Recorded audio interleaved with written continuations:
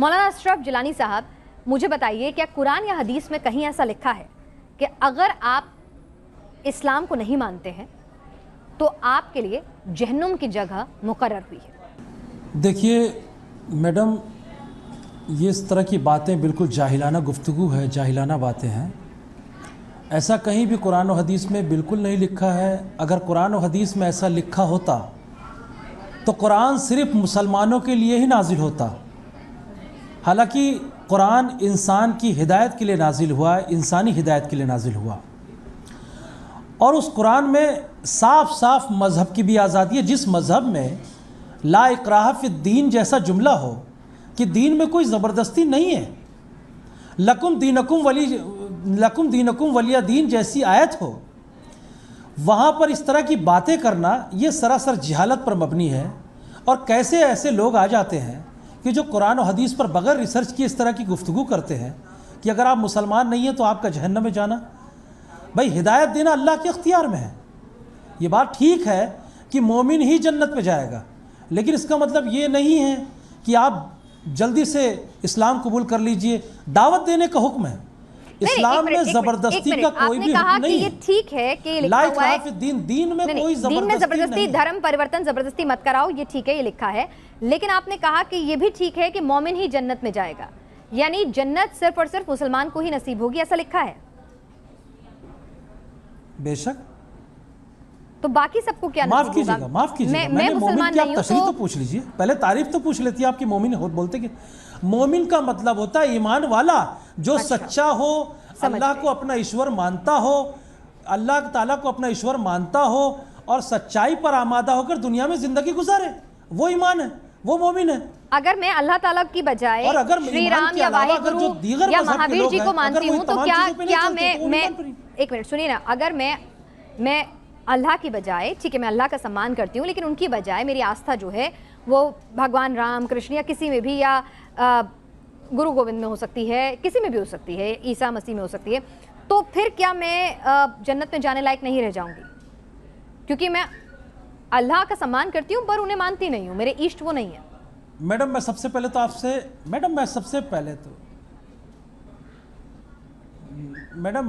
पहले तो आपसे ये सवाल करता हूँ कि आप जिनको मानती हैं वो इंसान है, खुदा नहीं है।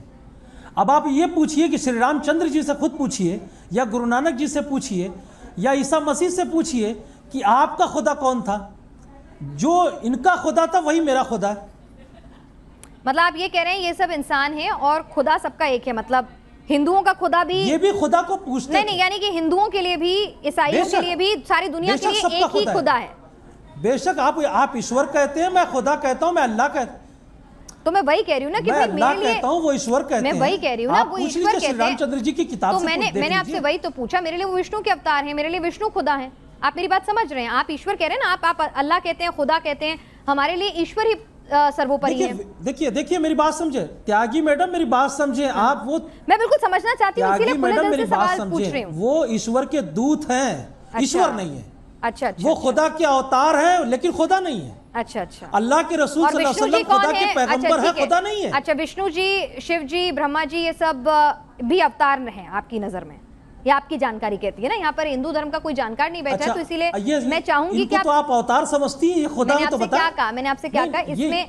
देखिए ना सर, सुनिए ना, खुदा हो तो बता। मेरी बात सुनिए सर। मैंने आपसे क्या पूछा था? मैंने आपसे पूछा था अगर मैं ईश्वर में आस्था रखती हूँ, आप अल्लाह में आस्था रखते हैं, तो क्या सिर्फ वही आदमी जन्नत जा सकता है जो अल्लाह में आस्था रखता है?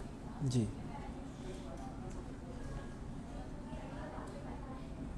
बेशक जो अल्लाह और ईश्वर दोनों पे, मतलब दोनों के अलग अलग, ये अलग अलग नाम है। आप ईश्वर कहती हैं, मैं अल्लाह कहता हूँ। जो इस पर ईमान रखता है वो जन्नत पे जाएगा। हिंदुओं को जन्नत नसीब हो सकती है? मैंने क्या पूछा? हिंदुओं को जन्नत नसीब हो सकती है? अब ये तो अच्छा, एक बात बताइए त्यागी मैडम एक बात बताइए। अल्लाह रब्बुल इज़्ज़त कुरान मुक़द्दस में इरशाद फरमाता है कि हमने इंसान को नर और मादा से पैदा किया, तुम्हें एक जान से पैदा किया, और हमने तुम्हें कबीलों में और समाजों में, कबीलों में और बिरादरी में बांट दिया दोनों, ताकि तुम दोनों एक दूसरे को पहचान सको। यहाँ पर खुदा, ईश्वर, राम, विष्णु, गुरु नानक, जिसे मतलब ये इम्तियाजी, आप ये इम्तियाज कैसे कर लेते हैं? मैंने आपसे पूछा ना, आपने खुदा का अवतार माना, आपने कहा सिर्फ मोमिन, आपने खुदा का अवतार माना, आपने कहा कि हो सकता है मैंने, देखिए सर, मैं प्लीज आपसे एक रिक्वेस्ट करूंगी कि अभी यहाँ पर कोई भी हिंदू या सिख या जैन धर्मगुरु मौजूद नहीं है, मेरी धर्म को लेके जानकारी लिमिटेड है। यहाँ पर अगर वो लोग भी बैठे होते तो जरूर, वो एक्सपर्ट होते तो मैं जरूर आपको उनके धर्मों के बारे में जिक्र करने की इजाजत देती, क्योंकि फिर ये अलग बात होती। मैं इस्लाम के लिहाज से पूछ रही हूँ कि इस्लाम की नजर में, नहीं सर, मेरे शो का नाम क्या कहता है इस्लाम है, क्या कहता है धर्म नहीं है, तो इसीलिए क्या कहता है मजहब होता तो जरूर मैं बैठाती, है ना। आप मेरी बार पहली बार आए तो इसीलिए आपको शायद मेरे शो का फॉर्मेट नहीं पता है। अब आप सुनिए, आपने खुद कहा सिर्फ मोमिन ही जन्नत में जाएगा। मोमिन जो अल्लाह को मानता है, आपने खुद ये परिभाषा मुझे बताई, मैंने नहीं कहा, ठीक है, यहाँ तक तो मैं सही हूँ। तो मैंने आपसे पूछा क्या हिंदू को जन्नत नसीब हो सकती है? जी जी मैडम, हिंदू को जन्नत नसीब हो सकती है। मन क़ाल ला इलाहा इल्लल्लाह फ़दख़ल अल जन्नह, साफ साफ हदीस शरीफ में मौजूद है, जिसने ला इलाहा इल्लल्लाह पढ़ा उसे जन्नत की बशारत दे दो।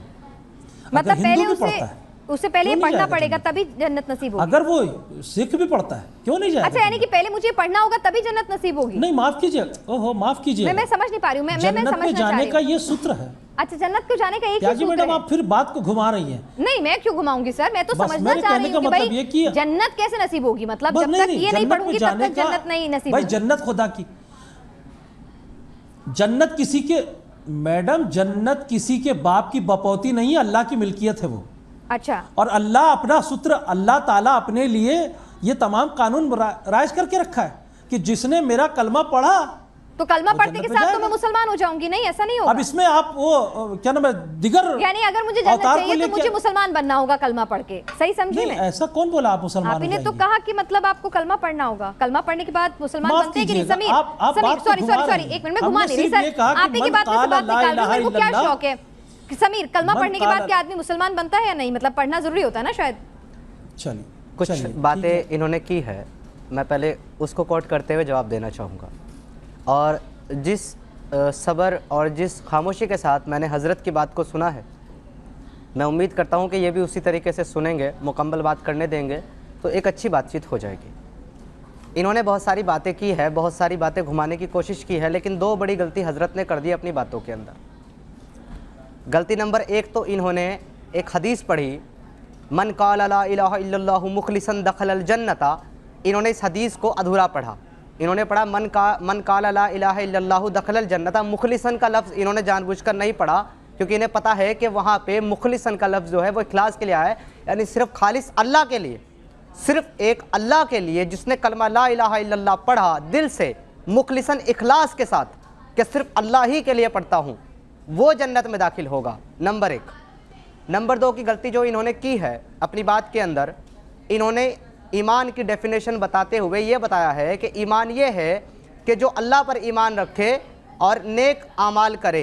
इन्होंने असल में कुरान की वो आयत जो है कोट की है, इन्नल्लज़ीना आमनू व अमिलुस्सालिहाति व तवासौ बिल हक़्क़ि व तवासौ बिस्सब्र, लेकिन इन्होंने ईमान की इंटरप्रिटेशन गलत बताई है। ईमान की ये अधूरी इंटरप्रिटेशन है। ईमान की मुकम्मल इंटरप्रिटेशन ये है कि जो अल्लाह पर ईमान रखे, अल्लाह को सिर्फ एक खुदा जाने और उसके रसूल मोहम्मद रसूलुल्लाह पर भी ईमान लाए। जो रसूलुल्लाह पर ईमान नहीं लाता, सिर्फ अल्लाह पर ईमान लाता है, वो मोमिन हो नहीं सकता। तो आपको सिर्फ एक ईश्वर की जलेबी दे करके ये यहाँ पर आपको बता सकते हैं कि इस्लाम तो जो है एक ईश्वर है, उसमें मानता है, आप मानोगे तो आप जन्नत जाओगे, लेकिन ये रसूलुल्लाह को किससे रिप्लेस करेंगे? अब ये कहेंगे श्री राम पढ़ना जरूरी है, वो सूत्र पढ़ना जरूरी है। भी मैसेंजर है। एक सेकंड समीर, मेरे को एक कंफ्यूजन जो दर्शकों को भी हो सकता है, मुझे भी हुआ है। इन्होंने कहा कि ये कलमा पढ़ लेंगे तो चाहे वो हिंदू हो, सिख हो, कोई भी धर्म का हो, वो ये कलमा पढ़ लेगा। इन्होंने पढ़ के सुनाया, मेरे को वो आता नहीं है तो मैं तो नहीं पढ़ के सुना सकती, आपने तो सुना होगा, आपको आता भी होगा। वो पढ़ लें तो पढ़ने के बाद हिंदू सिख भी एलिजिबल हो जाएंगे जन्नत के लिए। वो क्या है कहानी? पढ़ने से मुराद क्या है? पढ़ने से मुराद ये नहीं कि सिर्फ जबान से कह दिया, दिल से इकरार करना ला इलाहा इल्लल्लाह, नहीं है कोई खुदा ईश्वर भगवान अल्लाह के सिवा। आप जिनको मानते हो सब बेकार, सिर्फ अल्लाह। नहीं है कोई खुदा ईश्वर जो है खुदा के अलावा, और मोहम्मद रसूलुल्लाह और मोहम्मद अल्लाह के रसूल हैं। ये दो जुज़ हैं इस कलमे के। दोनों पर जो ईमान रखेगा, मोहम्मद को रसूल मानेगा, अल्लाह को खुदा मानेगा, वो जन्नत में जाने का हकदार है, वो भी नेक अमाल के साथ। अगर नेक अमाल नहीं करता, बुरे अमल करता है, बुरे काम करता है, तो अपने अमालों की सजा भुगत के जन्नत में जाएगा। लेकिन वो जाएगा जो कलमा दिल से इकरार करेगा और ये मान लेगा कि सिर्फ अल्लाह खुदा है और अल्लाह के सिवा किसी और को भगवान नहीं माने। अगर आप ये सोचती हैं कि चले मैं मान लेती हूँ कि अल्लाह ईश्वर है, भाई उस पर मैं बिलीव करती हूँ, लेकिन साथ में मैं जो है राम जी को भी मानती हूँ, कृष्णा जी को भी मानती हूँ, या गुरु नानक देव जी को भी मानती हूँ, किसी और को भी मानती हूँ, आपने शिर्क किया और अल्लाह सारे गुनाह माफ करेगा, शिर्क का गुनाह माफ नहीं करेगा। शिर्क करने वाला मुशरिक कभी भी जन्नत में नहीं जाएगा। अपनी बात स्टार्ट करते हुए इन्होंने एक चीज़ कही थी कि ये बिल्कुल जाहिलाना बात है जो ये कहते हैं कि काफिर जन्नत में नहीं जाएंगे और जहन्नम में जाएंगे, और कुरान में हदीस में ऐसा कहीं नहीं लिखा। कुरान के रेफरेंस नोट कर लीजिए कहाँ कहाँ क्या लिखा है, मैं आपको पढ़ के बता रहा हूँ। मौलाना साहब भी यहाँ मेरी बात से जो है मुत्तफिक होंगे। जहन्नम को देखते ही काफिरों के चेहरे काले और सियाह हो जाएंगे। सूरह यूनुस सूरह नंबर 10 आयत नंबर 27। जहन्नमी अजाब से तंग आकर मौत की आरज़ू करेगा लेकिन उसे मौत नहीं आएगी। सूरह फुरकान सूरह नंबर 25 आयत नंबर 13। जहन्नम की आग ना जिंदा छोड़ेगी ना मरने देगी। सूरह नंबर 87 आयत नंबर 13। जहन्नम में काफिरों को बंद करके ऊपर से दरवाजे बंद कर दिए जाएंगे। सूरह हमजा सूरह नंबर आयत नंबर 8 और 9। जहन्नमियों को जख्मों से बहने वाले खून, पीप और खोलता हुआ पानी जहन्नमियों को दिया जाएगा। सूरह इब्राहिम सूरह नंबर 14 आयत नंबर 16 और 17। जहन्नमियों के लिए आग का ओढ़ना होगा। सूरह आराफ सूरह नंबर 7 आयत नंबर 41। इसके अलावा इन्होंने कहा कि ऑथेंटिक हदीस के अंदर नहीं है। अब ऑथेंटिक हदीस के ऊपर मैं लेकर के आपको चलता हूं कि हदीस में क्या लिखा हुआ है। जहन्नमी के दोनों कंधों का फासला तेज रफ्तार सवार 3 दिन में तय करेगा। सही मुस्लिम। जहन्नमी के जिस्म की खाल 42 हाथ यानी कि लगभग 63 फीट मोटी होगी। तिरमिजी शरीफ। इसके अलावा दुनिया में तकब्बुर करने वालों को चींटियों के बराबर जिस्म दिया जाएगा। तिरमिजी शरीफ। जहन्नमी इस कदर आंसू बहाएंगे कि उसमें नाव चलाई जा सकेगी। मुस्तदरकुल हाकिम। इसके अलावा जहन्नमियों को दिए जाने वाले खाने का एक टुकड़ा अगर दुनिया में गिरा दिया जाए तो सारी दुनिया के जानदारों के खाने पीने का सामान बर्बाद कर दे। निसाई, तिरमिजी, इब्ने माजा। और ये खाना काफिरों को दिया जाएगा। कुरान और हदीस में नहीं है। सर समीर की बात आपने सुनी? बोल लिया आपने? जी बोल लिया आपने? हाँ जी, उन्होंने अपनी बात कर दी। मेरी बात को गलत साबित कर दे हजरत। जो मैंने पढ़ के बताया, जो आयत के हवाले दिए, वहाँ ऐसा नहीं लिखा हुआ, कुछ और लिखा हुआ, वो पढ़ के साबित कर दे। अबे ओ अहले हदीस, बेटे अहले हदीस, आप हमारी बात तो सुने, आप अपनी बात तो सुने। पहले आप अपना मुसलमान होना तो साबित करें। आप जो इतनी सारी आयतें मैं मुसलमान नहीं हूं, जो दिखा रहे हैं, मैं मुसलमान नहीं हूं। एक मिनट, आपको गलतफहमी हो गई है। ना मैं अहले हदीस हूं, ना मैं मुसलमान हूं, मैं मुर्तद हूं। अगर मुसलमान, मैं मुर्तद हूं, मैं मुस्लिम हूं, मैं मुसलमान नहीं हूं। मैं नहीं मुसलमान हो, मुर्तद हो तुम। मैं मुर्तद हूं, मैं एक्स मुस्लिम हूं, मैं मुसलमान नहीं हूं। मैंने इस्लाम को पढ़ा, इस्लाम को छोड़ दिया। जो मुर्तद है उनको आप हमारे साथ बैठाती हैं आप। त्यागी मैडम ऐसे लोगों को बैठाती हैं। जिलानी साहब सुनिए, सुनिए, एक मिनट जितेंद्र त्यागी की सब औलादे हैं, सब ऐसा मालूम होता है। तमीज से एक तो बोलिए, हमारे गेस्ट हैं, जितने सम्मानजनक आप हैं उतने ही सम्मानजनक ये भी हैं, ठीक है? अगर आप चाहते हैं आपको इज्जत बख्शी जाए तो दूसरों को भी इज्जत बख्शे। तमीज से मतलब क्या कर लेंगी आप? तमीज से इज्जत बख्शे आप, इज्जत बख्शे सर आप। देखिए आपको पूरी नहीं, ये क्या तरीका है कि आप इसकी औलादे हैं, आपको बोलेंगे ये बात पलट के। बहुतान बांधोगे आप सुनिए और आप हमारे इस्लाम पर बहुतान बांधोगे। हमने आपके हदीस का नंबर कोट किया है, आपकी पुरानी आयतों का नंबर कोट किया है, इसमें बहुतान कुछ भी नहीं है। समीर ने खुद बोला कि एग्जैक्टली वहां पे वही लिखा हुआ है। उसने साफ बोला कि मैं मुर्तद हूं। उनके मां-बाप तक जाएंगे क्या? आप किस तरह की बात कर रही हैं? मुर्तद का मतलब ये है कि आप किसी का भी नाम बोलेंगे तो मुर्तद का मतलब मैं मुसलमान नहीं हूं। मुझे मार देंगे, मुसलमान नहीं हूं। अरे भाई तो मैंने क्या कहा आपसे? अगर चलिए एक सेकंड मेरा कत्ल करेंगे आप। समीर, एक सेकंड, अरे सुनिए, बना के पेश ठीक है, बिल्कुल मैंने कहा ये सारी बातें सही। अब सुनिए एक मिनट, सारी बातें सही, बिल्कुल सही। ये इस्लाम के मैंने क्या कहा, मैंने क्या कहा, एक मिनट सुन लीजिए, मैंने क्या कहा, सुन लीजिए एक मिनट। आपको जितने आरोप लगाने आपने लगा लिए। मैंने क्या कहा, आपने क्या कहा, आपका जो मन आपने कह लिया आपने। अब मैं बोलूं, अगर आपको वाकई में लगता है कि समीर या समीर जैसे, पहले सुनिए, अरे एक मिनट मेरी भी सुनिए, एक मिनट मेरी भी सुनिए, बहुत देर से मैं आपकी सुन रही हूँ, एक मिनट सुनिए मेरी। अगर आपको लगता है कि समीर प्रोपेगेंडा फैला रहे हैं, अगर आपको लगता है कि समीर गलत बोल रहे हैं, अगर आपको लगता है समीर इस्लाम को बदनाम कर रहे हैं, अगर आपको लगता है समीर को किसी ने पैसे देकर इस्लाम को बदनाम के लिए यहाँ बैठाया है, तो आप उन्हें झूठा साबित करें अपने तर्क से, ना कि आप कुछ भी बोले उन्हें। ऑथेंटिक तर्क के रेफरेंस आगे के साथ। दुनिया हारती है। आप उनकी एक एक झूठा- हदीस सुनिए ना, झूठा जो क्या उन्होंने साबित बोला करें उन्हें मैडम? झूठा साबित हमने- कीजिए हमारे ना। सामने किताबें खुली हैं। अरे मैंने कहा तो आप हमारे खोल के सामने कुरान सर खुला हुआ सुनिए है, ना, हमारे सामने अगर आप हदीस खुली हुई है। काले को काला गोरे और को आप गोरा साबित मुस्तदरक और कीजिए ना। कुरान की आयतें और अरे ये वो गलत सर, गलत तर्जुमा तो अहले हदीस का गलत तर्जुमा तर्जुमा पेश कर रहे हैं तो आप आपके सामने बताइए ना कुरान कि है, आप सही तर्जुमा आप एक कीजिए। आयत पढ़िए जो ये कहती हो आप कि सही काफिर तर्जुमा- एक जहन्नम में सेकंड जाएगा। सुनिए, चले, एक सेकंड एक सुनिए। आयत मैडम, पढ़े। आपके पास ना पूरे कुरान समीर, से एक एक आयत सेकंड, पढ़े आप जो ये पढ़े, कहती हो कि जितेंद्र काफिर त्यागी जैसे जहन्नम भी में जाए, मुसलमान जन्नत में जाएगा। हैं, आपके एक पास आयत। समीर जैसे भी मुसलमान जिलानी हैं, साहब- आपके पास शहनाज जैसे भी जिलानी मुसलमान साहब, हैं। जिलानी साहब, आपके पास बहुत जानकारी है, आप बहुत ज्यादा जानकारी रखते हैं, आपसे ज्यादा अच्छा मुसलमान कोई ना हो। लेकिन मैं कह रही हूँ अगर आपको इतनी नॉलेज है और अगर आपको लगता है समीर इतना गलत बोल रहे हैं तो काउंटर कीजिए ना, तर्क देके उन्हें झूठा साबित कीजिए ताकि समीर जैसे लोगों की बातों में कोई और ना आए, इस्लाम को बदनाम ना कर पाए। उनकी पोल खोल के रख दीजिए, उनकी पोल खोल कर रख दीजिए। वक्त तो दीजिए। हाँ दीजिए, बिल्कुल खुद आपको दिया बोलने लग गई मैंने। आप। अरे आपने क्योंकि इस तरह की बातें की मुझे आप बीच में आना खुद पड़ेगा। बोलने लग गई, पहले आपने इस बात तरह तो की करने बातें की। दीजिए। हाँ बात मैं कीजिए तो ना, करने बात दीजिए। कीजिए इज्जतदार उन्होंने तरीके से। सबसे पहले तो मुझ पर बहुतान बांधा। उन्होंने सबसे पहले मुझ पर बहुतान बांधा कि मुखलिसन का लफ्ज़ है। अल्लाह की इज्जत की कसम, बुखारी शरीफ में या किसी भी हदीस में मुखलिसन का लफ्ज़ वो निकाल के लाए अगर वो मुसलमान है तो।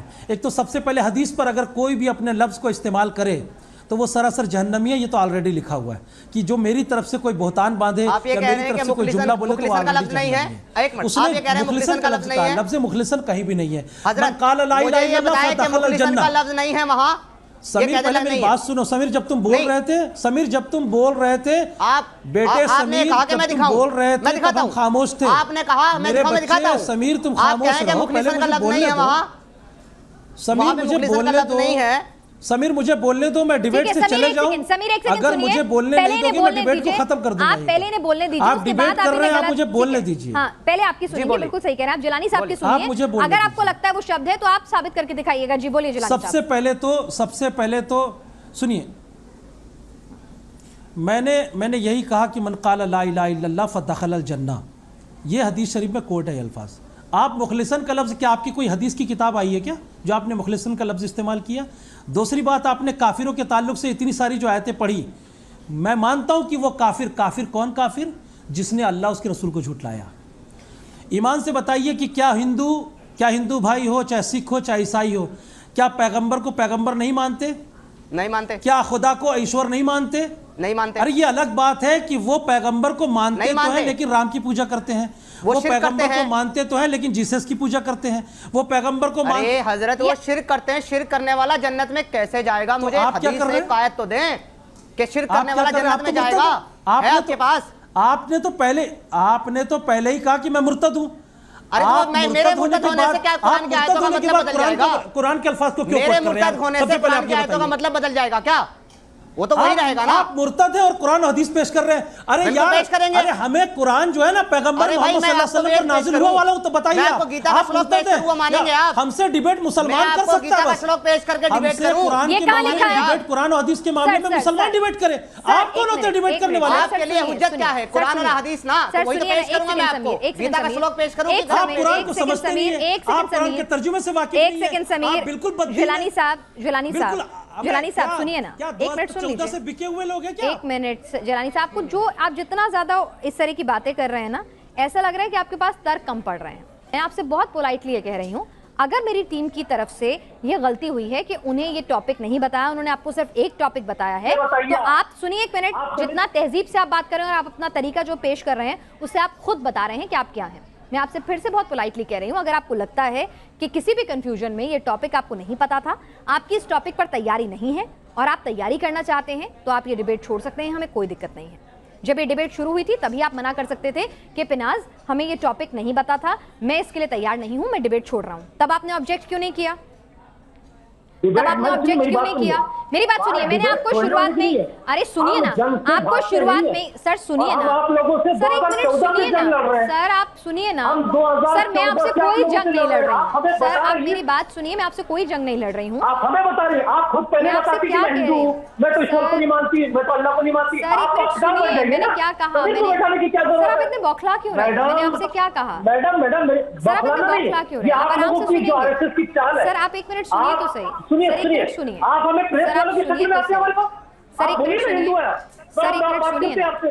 सर सुनिए तो सही। आप मैं जो हूँ मैं बदल नहीं सकती ना सर। करते हैं चलिए सर, मैं पत्रकार भी नहीं हूँ, अब आप मेरी बात तो सुन लीजिए। पक्षकार बन रही हैं, अच्छा ठीक है सर, मैं बढ़िया ही कुछ भी, आपकी अरे तहजीब आप बता रही है। लेकिन पक्षकार बन के क्यों आ रही हैं? सर पक्षकार कहाँ बनी, मुझे तो पता ही नहीं है।